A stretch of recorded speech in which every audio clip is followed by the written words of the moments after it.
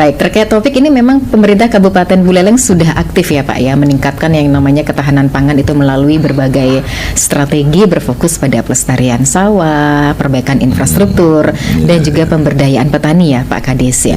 Tentu saja upaya ini menjamin ketersediaan serta kestabilan harga pangan di wilayah Buleleng tentunya. Nah, kira-kira seperti apa langkah-langkah strategis yang dilakukan oleh Pemkab Buleleng dalam hal itu? Baik ya, saya kira kita berada di sebuah wilayah yang memiliki topografi yang luar biasa. Penglingsir Buleleng sering bilang bahwa Buleleng negara gunung gitu kan. Nah, kalau bicara negara gunung ya tentu kita punya gunung dengan danaunya dua, Tamblingan dan Buyan. Punya segara atau laut, kita punya bentangan alam yang cukup panjang khusus Bali ya, itu 157,05 km, ini luar biasa loh. Jadi panjangnya.